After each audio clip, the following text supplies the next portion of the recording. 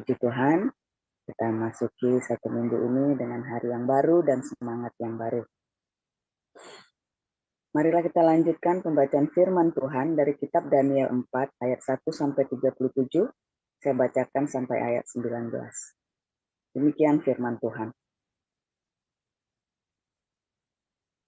Dari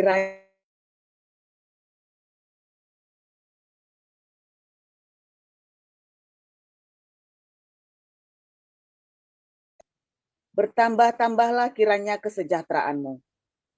Aku berkenan memaklumkan tanda-tanda dan mukjizat-mukjizat yang telah dilakukan Allah yang Maha Tinggi kepadaku. Betapa besarnya tanda-tandanya dan betapa hebatnya mukjizat-mukjizatnya. Kerajaannya adalah kerajaan yang kekal dan pemerintahannya turun-temurun. Aku, Nebukadnezar, diam dalam rumahku dengan tenang dan hidup dengan senang dalam istanaku. Lalu aku mendapat mimpi yang mengejutkan aku, dan hayalanku di tempat tidurku, serta penglihatan-penglihatan yang kulihat menggelisahkan aku. Maka aku mengeluarkan titah bahwa semua orang bijaksana di Babel harus dibawa menghadap aku, supaya mereka memberitahukan kepadaku makna mimpi itu. Kemudian orang-orang berilmu, ahli jampi, para kasdim, dan ahli nujum datang menghadap. Dan aku menceritakan kepada mereka mimpi itu. Tetapi mereka tidak dapat memberitahukan maknanya kepadaku. Pada akhirnya, Daniel datang menghadap aku, yakni Daniel yang dinamai Beltsasar, menurut nama dewaku, dan yang penuh dengan roh para dewa yang kudus. Lalu kuceritakan kepadanya mimpi itu. Hai Beltsasar, kepala orang-orang berilmu, aku tahu bahwa engkau penuh dengan roh para dewa yang kudus, dan bahwa tidak ada rahasia yang sukar bagimu. Sebab itu, inilah riwayat penglihatan mimpi yang kudapat. Maka ceritakanlah kepadaku maknanya. Adapun penglihatan yang kudapat di tempat tidurku itu demikian. Di tengah-tengah bumi ada sebatang pohon yang sangat tinggi.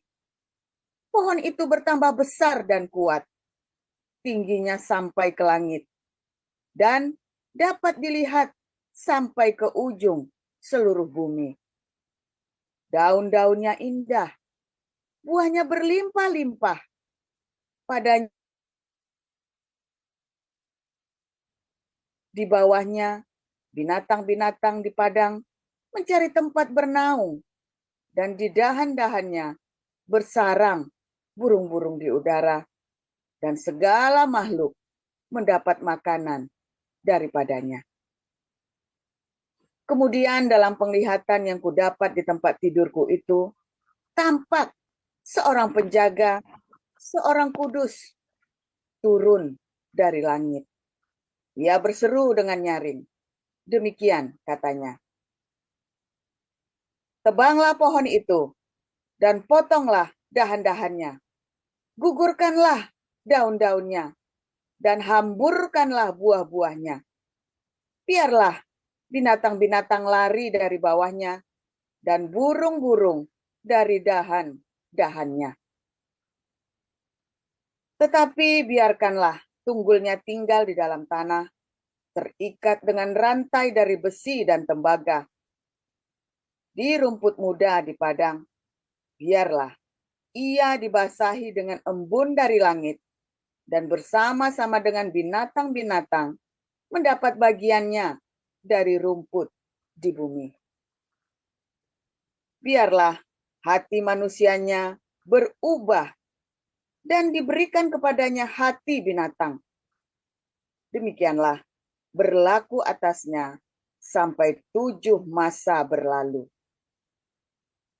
Titah ini adalah menurut putusan para penjaga, dan hal ini menurut perkataan orang-orang kudus, supaya orang-orang yang hidup tahu bahwa Yang Maha Tinggi berkuasa atas kerajaan manusia dan memberikannya kepada siapa yang dikehendakinya.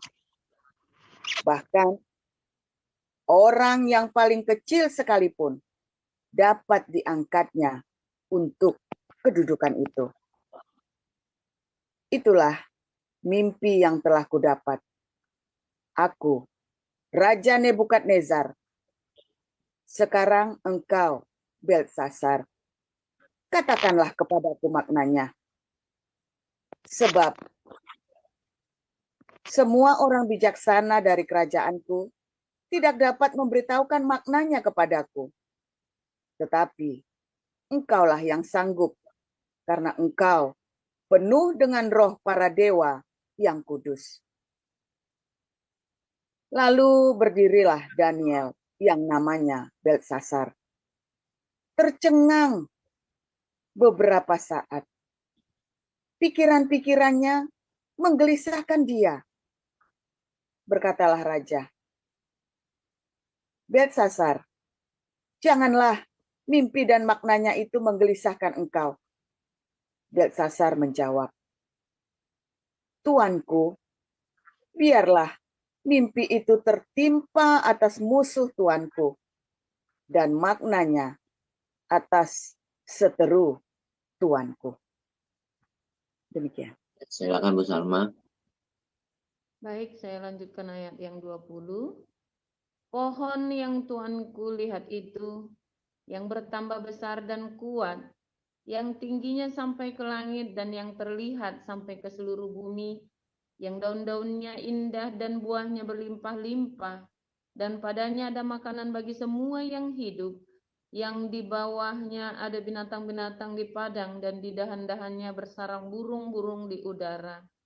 Tuankulah itu, ya Raja, Tuanku yang telah bertambah besar dan kuat, yang kebesarannya bertambah sampai ke langit, dan yang kekuasaannya sampai ke ujung bumi. Tentang yang Tuanku Raja lihat, yakni seorang penjaga, seorang kudus yang turun dari langit, sambil berkata, tebanglah pohon ini dan binasakanlah dia, tetapi biarkanlah tunggulnya ada di dalam tanah, terikat dengan rantai dari besi dan tembaga, di rumput muda di padang, dan biarlah ia dibasahi dengan embun dari langit, dan mendapat bagiannya bersama-sama dengan binatang-binatang di padang, hingga sudah berlaku yang demikian atasnya sampai 7 masa berlalu. Inilah maknanya, ya Raja, dan inilah putusan yang maha tinggi mengenai Tuanku Raja. Tuanku akan dihalau dari antara manusia, dan tempat tinggal Tuanku ada di antara binatang-binatang di padang. Kepada Tuanku akan diberikan makanan rumput, seperti kepada lembu, dan Tuanku akan dibasahi dengan embun dari langit. Dan demikianlah akan berlaku atas Tuanku sampai 7 masa berlalu, hingga Tuanku mengakui bahwa Yang Maha Tinggi berkuasa atas kerajaan manusia, dan memberikannya kepada siapa yang dikehendakinya. Yang dikatakan tentang membiarkan tunggul pohon itu, berarti kerajaan Tuanku akan kembali Tuanku pegang segera sesudah Tuanku mengakui bahwa surgalah yang mempunyai kekuasaan. Jadi, ya Raja, biarlah nasihatku berkenan pada hati Tuanku. Lepaskanlah diri Tuanku daripada dosa dengan melakukan keadilan, dan daripada kesalahan dengan menunjukkan belas kasihan terhadap orang yang tertindas. Dengan demikian kebahagiaan Tuanku akan dilanjutkan. Semuanya itu terjadi atas Raja Nebukadnezar, sebab setelah lewat 12 bulan, ketika ia sedang berjalan-jalan di atas istana raja di Babel, berkatalah raja, bukankah itu Babel yang besar itu, yang dengan kekuatan kuasaku dan untuk kemuliaan kebesaranku telah kubangun menjadi kota kerajaan? Raja belum habis bicara, ketika suatu suara terdengar dari langit. Kepadamu dinyatakan, ya Raja Nebukadnezar, bahwa kerajaan telah beralih daripadamu. Engkau akan dihalau dari antara manusia dan tempat tinggalmu akan ada di antara binatang-binatang di padang.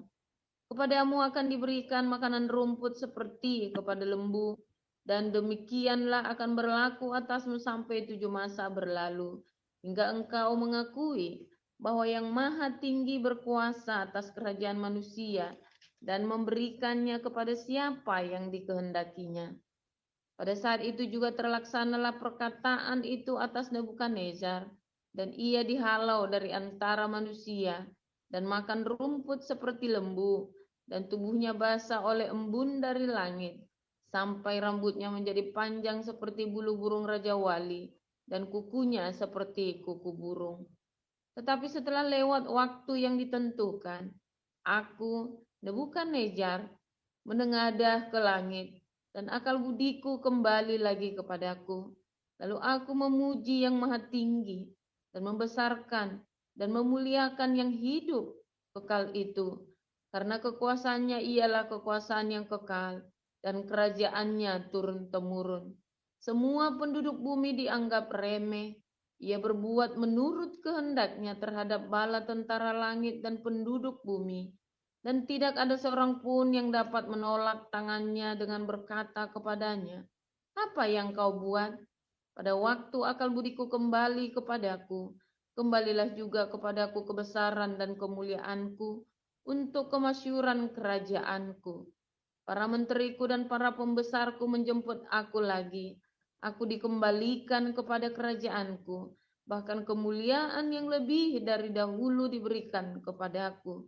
Jadi sekarang aku, Nebukadnezar, memuji, meninggikan dan memuliakan Raja Surga, yang segala perbuatannya adalah benar dan jalan-jalannya adalah adil, dan yang sanggup merendahkan mereka yang berlaku congkak. Demikian. Iya, silakan Saudari Naomi lanjutkan di Matius 23 ayat 1 sampai 20. Matius 23 ayat 1 sampai 20. Maka berkatalah Yesus kepada orang banyak dan kepada murid-muridnya, katanya, ahli-ahli Taurat dan orang-orang Farisi telah menduduki kursi Musa. Sebab itu turutilah dan lakukanlah segala sesuatu yang mereka ajarkan kepadamu. Tetapi janganlah kamu turuti perbuatan-perbuatan mereka, karena mereka mengajarkannya tetapi tidak melakukannya. Mereka mengikat beban-beban berat, lalu meletakkannya di atas bahu orang, tetapi mereka sendiri tidak mau menyentuhnya. Semua pekerjaan yang mereka lakukan hanya tali sembahyang yang lebar dan jubah yang panjang. Mereka suka duduk di tempat terhormat dalam perjamuan dan di tempat terdepan di rumah ibadat. Mereka suka menerima penghormatan di pasar dan suka dipanggil rabi. Tetapi kamu, janganlah kamu disebut rabi, karena hanya satu rabimu dan kamu semua adalah saudara. Dan janganlah kamu menyebut siapapun bapa di bumi ini, karena hanya satu bapamu, yaitu Dia yang di sorga. Janganlah pula kamu disebut pemimpin, karena hanya satu pemimpinmu, yaitu Mesias. Barang siapa terbesar di antara kamu, hendaklah ia menjadi pelayanmu. Dan barang siapa meninggikan diri, ia akan direndahkan. Dan barang siapa merendahkan diri, ia akan ditinggikan. Celakalah kamu, hai ahli-ahli Taurat dan orang-orang Farisi, hai kamu orang-orang munafik, karena kamu menutup pintu-pintu kerajaan sorga di depan orang, sebab kamu sendiri tidak masuk, dan kamu merintangi mereka yang berusaha untuk masuk.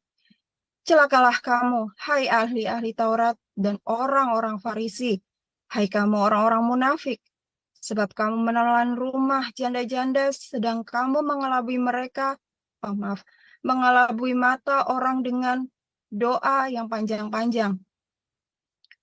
Sebab itu kamu pasti akan menerima hukuman yang lebih berat.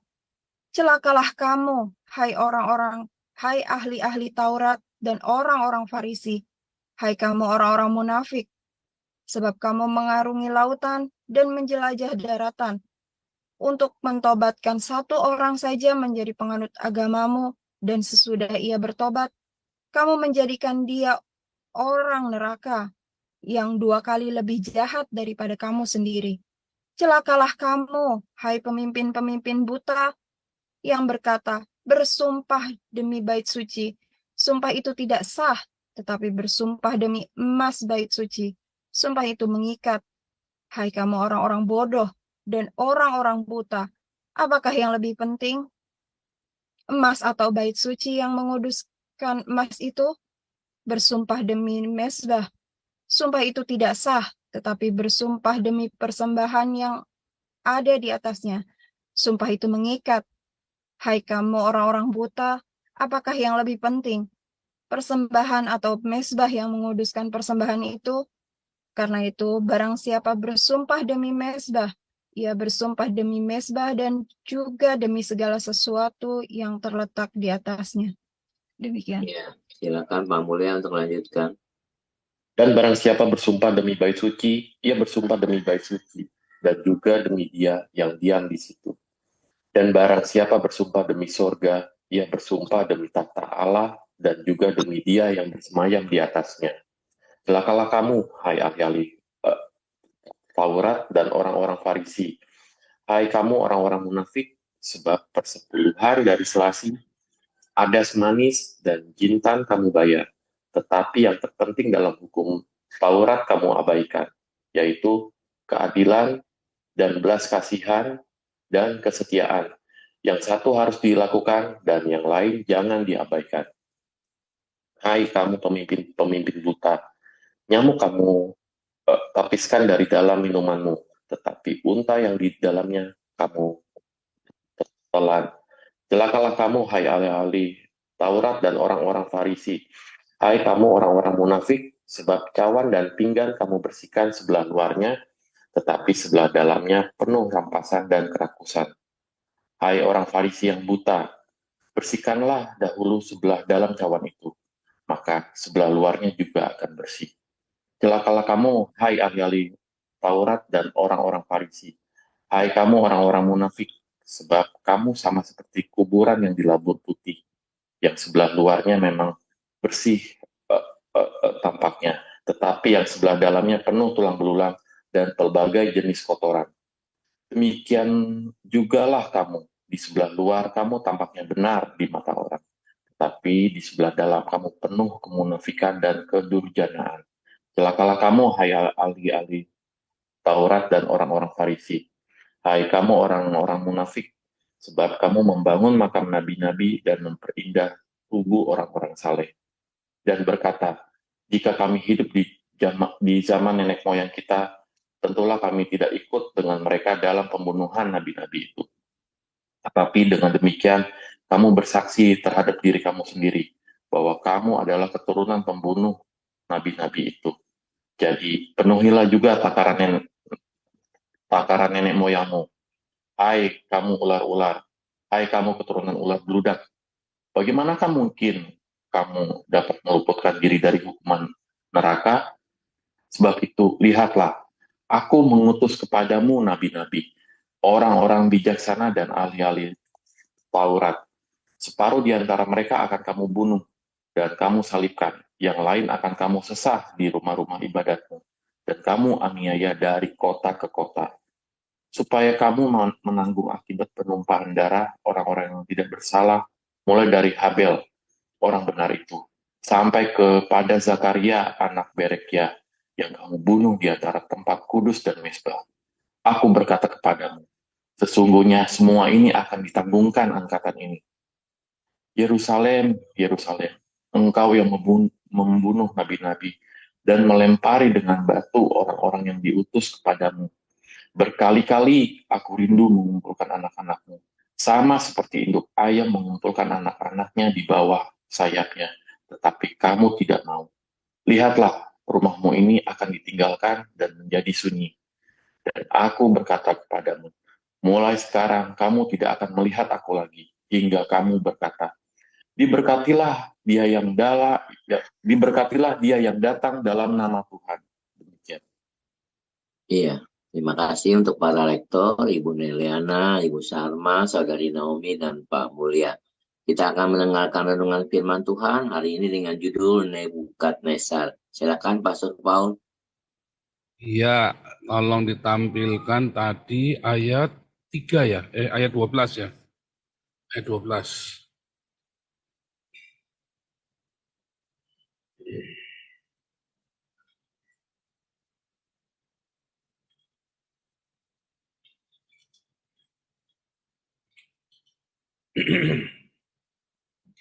Ayat 12. Enggak mau ya? Mungkin mau ya. Luar biasa, berbahagialah orang yang selalu memiliki rema dan penuh dengan rema dalam hidupnya, karena dia akan selalu hidup dalam kemenangan ya.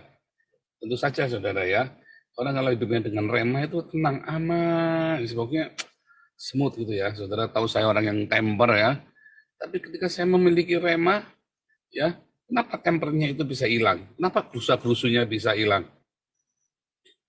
Soalnya rema itu berkata, kalau bukan waktunya Tuhan, mau diapain? Kalau sudah waktunya Tuhan, akan saja aman semuanya. Tetap kita kerjakan, tetap kita lakukan. Kita tahu, ya rema itu berkata kepada saya, kalau jalan Tuhan nyampe ke sana. Ya nggak usah muter-muter, nggak usah kelak-kelok, nggak usah sampai muter-muter berbelit-belit. Jalan Tuhan itu lurus. Memang sulit, sempit, tapi lurus. Nggak muter-muter, nggak belit-belit. Ya kita kerjakan di situ, kita fight di situ. Ya, bukan berarti kita tidak kemudian tidak berhikmat, tidak cerdik. Oh, kita cerdik, saudara. Ya. Cuman kalau itu jalan Tuhan, ya, membuat kita tenang dan terluput. Ya, kita tidak perlu takut. Rema itulah yang membuat kita nggak takut, karena kita punya cinta, sehingga ada hikmat. Kalau Anda tidak punya rema, Anda lihat muter-muter kayak belut, kayak ular gitu ya. Hidupnya kan ketakutan tuh, ya nanti kalau ketahuan gimana? Nanti kalau gini gimana? Kalau gitu gimana? Ketakutan, saudara, hidupnya ketakutan, karena tidak ada cinta, adanya kebencian. Kalau saya karena hidupnya penuh cinta, penuh rema, ya kita berhikmat, saudara, dan kita tidak takut. Dan kita berhikmat, ya, bukan lihai, nggak perlu lihai kita. Ya, orang mau ngapain saya tenang, saudara. Ya, bagaimana kita selalu bisa penuh dengan cinta itu, tetap ada di dalam kita cinta itu, saudara. Ya tetap mencinta. Bagaimana caranya kita mencintai, Pak? Iya mencintai, karena cinta itu bukan perasaan. Cinta itu bukan cuma penglihatan, cinta itu bukan cinta itu dilakukan, saudara. Oh, rasanya kok Pak, udah jelek, Pak. Ya, lakukan saja, itulah cinta. Ya, tapi kemudian Anda lakukan terus, Anda berdoa sama Tuhan, minta sama Tuhan dan lakukan, minta lakukan. Aku sudah tidak mampu lagi mencintai, Pak. Ya bohong. Karena Anda hanya meminta dan lakukan, itulah mencintai. Cinta itu bukan, oh aku kok rasanya cinta ya. Cinta itu bukan berhenti di perasaan, saudara. Itu mimpi, fantasi tentang cinta. Cinta itu adalah sebuah tindakan, ya. Cinta itu adalah sebuah tindakan. Anda harus ingat-ingat itu, saudara ya. Ketika kamu sudah mulai jenuh dengan pernikahanmu, cinta itu adalah sebuah tindakan, ya. Bukan perasaan sudah tidak cinta lagi, Pak. Cinta adalah sebuah tindakan, ya. Dan cinta itu selalu memberi, tidak pernah meminta. Makanya Anda ya, investasi itu seperti investasi Anda nabung di bank, nabung, jangan diambil-ambil, saudara. Ya, Anda nabung di bank, hari nabung 100.000, besok ngambil 50.000, hari nabung 100, besok nabung 100.000 lagi, kapan nanti Anda ngambil lagi 150.000, nggak tambah, ini malah tambah minus, saudara, dipotong terus uang administrasinya, kan? Nabung terus, karena itu ceritanya barang siapa memiliki, kepadanya akan ditambahkan. Cinta itu memberi.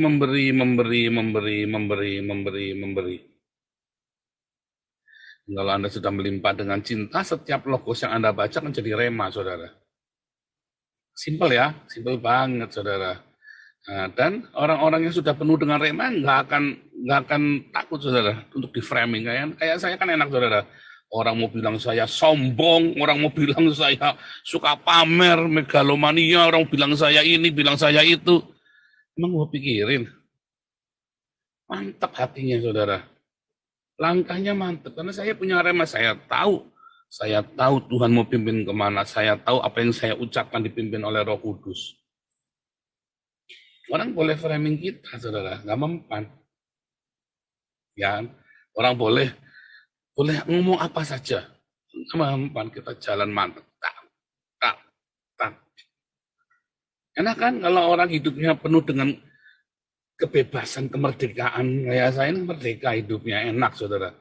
Mau ngomong apa saja nggak takut di framing. Nanti kalau ngomong gini takut nanti dikira begini. Kalau ngomong begini takut dikira begini. Enggak, mas, saya ngomong aja. Selama saya tahu yang saya ngomong motifnya adalah cinta, ya, dan saya ngomong dengan hikmat. Saya punya tujuan. Ada satu tujuan kenapa saya harus ngomong begini. Saya punya tujuan kenapa saya harus nantang orang-orang Trinitas, Oneness, Unitarian, dan saya sebut bidat, tiga-tiganya, saudara ya. Tiga-tiganya itu bidat, saya sebut bidat. Saya punya tujuan, saudara ya. Karena saya tahu. Kenapa saya bisa tahu? Ya karena saya punya rema. Kenapa saya punya rema? Saya punya cinta, saudara. Sehingga kita nggak takut di framing orang apapun. Ya. Dan bahkan orang anggap saya ini sombong, angkuh, congkak, segala macam. Nggak urusan, saudara. Yang tahu saya sama Tuhan. Yang tahu saya sama Tuhan. Orang nggak bisa menilai orang congkak apa enggak, orang sombong apa enggak. Sombong itu adalah antara dia dengan Tuhan, saudara. Ya, berbeda. Ya, kalau Anda sudah nantang Tuhan, nah itu namanya, ya kan? Itu namanya Anda sombong. Anda harus bedain tuh. Namanya Anda sombong kalau Anda sudah nantang Tuhan. Ya, karena kemarin Agustan ngentutin Alkitab, itu sombong, saudara. Ya, keangkuhan. Hani Kristianto itu dulu bilang apa? Ngomong sama Yudi Mulyana, Tuhanmu, Yesusmu atau Allahku, itu sombong, saudara. Lihat ya, kan ngejungkel, saudara, lihat ya. Jungkelnya itu mengerikan sekali tuh Hani Kristianto nanti. Bukan diasap. Kesombongan itu, saudara. Wah, makanan empuk bagi iblis itu. Wah, anaknya udah mati, masih belum kapok, dikumpulin lagi nanti begitu. Tes, kena, saudara. Dikumpulin, saudara. Anak kan sudah mati, Ani Kristianto. Karena kesombongannya dia nantang Tuhan.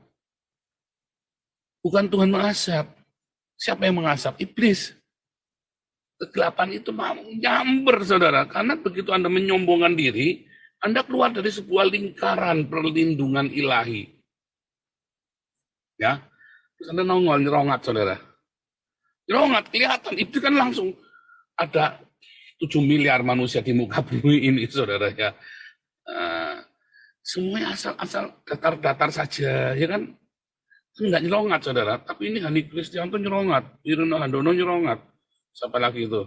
Yahya Waloni nyerongat, dia nantang, saudara. Dia menantang Tuhan. Ya kan? Kainama, dia nantang Tuhan. Stephen Inder nantang Tuhan, dibabat sama itu, anaknya dikasih mati, saudara. Aduh, nantang Tuhan, jangan nantang Tuhan. Ya, jangan menantang, saya nantang Tuhan, sendiri lagi doa. Ya. Tapi Anda jangan nantang Tuhan di depan orang banyak. Ya, kalau kita lagi doa, namanya kita lagi komunikasi dua arah. Lagi komplain. Tapi kalau Anda menantang Tuhan di depan orang banyak, Anda sedang tidak komunikasi dengan Tuhan, Anda lagi ngomong sama iblis. Tahu bedanya? Disamber, pes. Jangan pernah nantang Tuhan di depan umum, saudara. Ya. Ketika kamu berkomunikasi, kamu marah dengan Tuhan, kamu bukan tantangan, ya tamat tetap, kamu akan menuai badai. Tetapi dia akan datang dalam belas kasihnya. Dia akan tetap akan datang di dalam cinta kasihnya, saudara. Nah, banyak kali kita, karena kita sudah merasa, sudah tahu, baca Alkitab banyak, kita merasa lebih pintar. Nah, saudara tahu nggak, semakin Anda baca Alkitab, makin dalam, wah makin menarik, saudara ya. Yang kita tahu, semua yang kita tahu, pengetahuan teologi yang Anda tahu, semua adalah kulit. Anda makin paham dengan kulit. Makin Anda hebat, makin Anda pintar, Anda belajar di Google, Anda belajar sekolah teologi, Anda makin paham tentang kulit itu. Kulit renyah, kulit kenyal, kulit ini, wah makin hafal semua kulit. Anda nggak akan pernah paham dalamnya, saudara. Makanya ketika orang-orang yang jago teologi ini, yang smart ini, yang jago teologinya ini kemudian menjadi pandai, ya, maka dia akan, apa saudara? Dia akan merasa orang lain goblok, dia pandai, saudara. Lalu dia akan mulai nuding-nuding orang lain bidah, orang lain sesat. Ya. Sementara dia tidak akan berbuah. Dan akhirnya dia punya pengikut, 1-2 ya. Dengan susah payah dia punya pengikut akhirnya kan, yang percaya dengan ketololannya dia kan, tentu saja kan. Dan pengikutnya ini apakah pengikutnya ini akan menjadi mengetahui kedalaman dari yang ilahi itu? Enggak, saudara. Iya sama, kulit. Dia di kulit semua, kayak caplak-caplaknya itu di kulit, ributnya di kulit semua. Dia nggak sampai ke kedalaman. Makanya ketika Anda mempunyai pengetahuan, jangan sampai kulit. Saudara, saya selalu bilang sama Anda ya, kalau Anda mendengarkan firman Tuhan, Anda harus uji, saudara. Anda harus uji, Anda harus sampai mengalami pengalaman dengan firman Tuhan itu. Jangan cuma, oh iya firman Tuhannya bagus ya. Karena begitu Anda uji, ternyata meleset, Anda ngerti itu firman salah, saudara. Pertama diuji, mungkin Anda yang salah. Tapi kalau sudah 3 kali, mungkin firmannya yang salah. Bukan firman Tuhan logosnya, tapi penafsirannya, midrasnya, misnahnya. Gemarannya, midras atau gemarannya yang salah, saudara. Misnahnya benar, aturannya sudah jelas, yang logos teksnya. Mungkin Anda salah menafsirkan, salah menginterpretasi. Nah, itu masalahnya, saudara. Sehingga ya Anda lihat ya, saya kalau di kelas itu saya ngamati ya. Banyak orang-orang merasa sudah tahu. Ya. Ada 1-2 ya yang akhirnya tidak tahan ya, keluar, saudara ya. Dia merasa sudah tahu. Begitu saya jeder, ada pengetahuan yang lain, kaget ya, nggak bisa, shock ya. Ya kan? Shock. Nah, itulah masalahnya, saudara. Shock itu. Ketika Anda merasa sudah tahu, maka sebenarnya Anda nggak tahu apa-apa sebenarnya. Ketika saya masuk di dalam pengalaman pribadi sama Tuhan, ya itu tadi, aku ingin lebih dalam lagi Tuhan. Aku ingin lebih dalam lagi Tuhan. Kenapa haus, saudara? Itu indah sekali pengalaman bersama Rema itu, saudara. Sehingga kamu nggak bisa lagi berkata, ini karena aku. Oh, nggak bisa, saudara. Anda tahu benar-benar bahwa itu bukan karena kamu. Bukan klise. Ya. Sehingga Anda nggak akan sembarangan mengukur orang lain, saudara. Dalam sekali pengalaman pribadi dengan Tuhan itu. Anda udah ngalamin, saudara ya. Karena ketika kamu tidak mengalami pengalaman pribadi sama Tuhan, kamu akan dengan mudahnya membidatkan orang lain, saudara.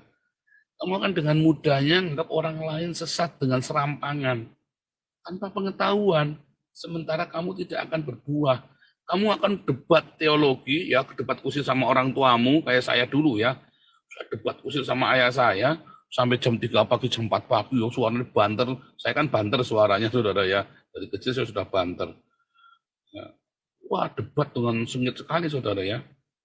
Tapi saya tidak mengalami sampai saya mengalami tiap tahun yang makin dalam, puncaknya pemberontakan saya kepada Tuhan itu juga sebuah pengalaman dengan Tuhan. Dan begitu saya mengalami perjumpaan dengan Tuhan, saya terus kemudian tiap hari makin dalam, ya sampai dengan hari ini pengalaman bersama dengan Tuhan itu makin dalam. Sehingga saya tahu ya, saya tiap kali kalau gandengan jalan sama Ana ya, saya menitikkan air mata ya. Aduh, kita bisa sampai sejauh ini ya. Nggak mungkin kita yang bikinnya, Tuhan tolong kita ya, luar biasa. Nggak nyangka, saudara. Tuhan tuntun, Tuhan bimbing. Nggak bisa kita ngakuin bahwa itu saya. Waduh, saya sudah ngalamin, saya tahu persis. Ketika saya bekerja dengan kekuatan saya sendiri, saya tahu ketika saya serahkan sama Tuhan, ya, saya hidup dengan tuntunan Tuhan, wah beda, saudara. Kita sudah ngalami hidup di dalam kekudusan bersama Tuhan, di dalam penyertaan Tuhan, sama hidup tanpa penyertaan Tuhan, beda, saudara. Makanya saya selalu mengajak Anda apa? Terlalu dalam yang saya mau cerita apa, saudara? Akhirnya cuma jadi teori kulit. Oke, saudara, setiap Anda dengar sesuatu logos, lakukan. Mulailah dari diakonia. Itu kan sepele ya. Makanya saya cek yang itu trigger. Karena sebenarnya dalam, itu Anda harus ngalamin sendiri. Yang saya bagikan kepada Anda di kelas evangelis, apologetik, dan segala macam, itu Anda perlu. Ya, kenapa Anda perlu? Supaya Anda mengerti bagaimana cara mendapatkan logos yang benar. Supaya Anda jangan disesatkan, diombang-ambing dengan cara yang nggak tertulis di ada-ada. Ya, karena Alkitab, cara Tuhan bekerja, itu dengan sebuah pola. Ada polanya, dan saya tunjukkan kepada Anda ini loh polanya. Dari teksnya, pesyatnya, lalu remesnya. Nah, di dalam remes inilah ada pola itu. Ya kan, Anda ngerti nggak kenapa bisa ada angka 14, 14, 14, 14 dalam Matius 1 gitu ya. Itu ada sebuah pola. Anda mengerti nggak kenapa bisa ada seperti ini? Anda mengerti nggak? Nah, itu ada sebuah pola. Tuhan bekerja dalam sebuah pola. Nubuatan-nubuatan. Anda mengerti nggak perbandingan ajaran Yesus dengan Yudaisme? Kenapa harus sama? Harus sama, saudara ya. Karena ada sebuah pola antara orang Yahudi dengan orang Kristen. Dan itu dibukakan di akhir zaman ini. Itu Anda belajar itu kalau di kelas-kelas itu. Tetapi pengalaman sama Tuhan, iya, itu harus Anda sendiri sama Tuhan. Saya nggak bisa apa-apa, saudara. Jadi kalau Anda tidak mengalami pengalaman pribadi sama Tuhan, ada logos Anda lakukan, jatuh bangun di situ, Anda tetap percaya, Anda juga mungkin yang Anda pikir, Anda interpretasi salah. Lakukan lagi, saudara, sampai Anda ngerti, oh maksudnya begini. Harus lakukan. Kalau Anda selalu, melakukan firman Tuhan, aduh tapi, nah kapan Anda mau lakukan firman Tuhan? Kalau nggak nyogok, nanti nggak ini. Lalu Anda kapan mau lakukan? Anda tahu kalau urusan polisi pasti kudu nyogok. Ya udah, jangan urusan polisi. Karena Anda di Indonesia urusan polisi kalau nggak nyogok nggak menang. Ya sudah, nggak usah urusan polisi. Sudah, serahkan sama Tuhan. Kan itu contohnya begitu, saudara ya. Anda tahu urusan polisi Indonesia kudu nyogok. Ya nggak usah nyogok. Serahkan sama Tuhan. Ucapan syukur, ampuni, lepaskan. Lapor saja terus sudah bodoh amat, sudah tinggalin. Itu contohnya begitu. Kalau Anda sekarang ngadapin ya tiap hari kekurangan, ya berhenti, coba jangan ngutang-ngutang. Anda boleh datang coba ke Damaris, ke Damar Kasim pun pagi. Siapa tahu mereka ada SOP-nya masuk dengan kondisi Anda. Kalau enggak, serahkan sama Tuhan. Begitu, jangan ngutang-ngutang, saudara. Berhenti. Beneran, saudara ya. Kalau Anda nggak coba hari ini, Anda mau coba kapan lagi? Waktu berlalu, saudara. Dan Anda menunda-nunda pengalaman sama Tuhan itu. Akhirnya Anda cuma tahu kulit, makin lama makin tahu kulit, makin tebel kapalan. Makin kapalan, saudara. Dan Anda nggak bisa masuk ke dalaman. Anda hanya tahu kulitnya saja, nggak akan masuk ke dalaman. Dan akhirnya ketika ada orang cerita tentang kedalaman ilahi, Anda nggak ngerti. Lalu Anda ceritanya kulit. Saya lagi cerita yang kedalaman ilahi. Anda lagi ceritanya kulit, nggak nyambung. Akhirnya Anda jadi Kristen gorila. Kan? Yang IQ-nya IQ gorila. Nggak nyambung saya ngomong apa, saudara. Terlalu dalam. Seperti Yesus waktu ngajari kepada ahli Taurat orang Farisi ini. Nggak nyambung mereka. Mereka hanya tahu kulit. Yesus lagi cerita kedalaman. Para muridnya diajarin. Dia diajarin pola pekerja Tuhan. Ya, logos itu penting, bukannya nggak penting. Lalu diajak masuk dalam praktek setiap hari. Kemudian ketika mereka hari Pentakosta datang, dan mereka melakukan pekerjaan yang besar, para rabai ini, para imam-imam, para ahli Taurat, bingung, nggak nyampe. Kalau Anda sudah masuk ke kedalaman, Anda nggak akan bisa ngomong bahwa itu saya hebat, nggak bisa, saudara. Anda tahu bahwa itu Tuhan yang kerja, bukan Anda. Sehingga ketika Anda memuridkan anakmu, istrimu, keluargamu, kamu tahu, ya, kamu bisa sharing wasiat rohani itu. Mereka melihat teladanmu, itulah kedalaman, saudara. Enggak cuma kulit. Oh, gereja, dikebukin anak disuruh ke gereja. Itu kulit, saudara. Oh, kita ini harus 25 Desember, itu kulit, saudara. Harus Trinitas, itu kulit, saudara. Tapi ketika Anda diajari mengasihi, mengampuni, memberkati, ya, musuh-musuhmu, seperti yang kita lakukan kepada Agustan, itu kedalaman, saudara. Orang memaki-maki saya, ngapain kasih Agustan? Itu mereka kulit pasti. Makanya mereka nggak nyampe. Tapi ketika kita berkati Agustan, di masa akhirnya dia telepon saya nangis. Kita berkati dia, saudara. Ya, saya percaya karena saya sudah pernah masuk ke dalaman. Budi Mulyana pun dimenangkan, Ali Makrus dikembalikan pada Tuhan Yesus, dan yang lain-lain lagi banyak. Masuklah dalam kedalaman itu, jangan cuma kulit. Nanti sanak familimu dimenangkan, jangan cuma rajin persekutuan doa, sikaraba-raba, itu kulit, saudara. Anda masuk dalam kedalaman. Ya, simple, mengasihi, mengampuni, memberkati, diakonia, mulai dari situ, saudara. Ya, kemudian yang lain-lain, ada kerendahan hati di situ. Mulai Anda berbuah kasih, sukacita, damai sejahtera, kebaikan, kemurahan, kesetiaan, penguasaan diri, kelembutan, sabaran. Mulai, saudara ya. Tuhan Yesus memberkati.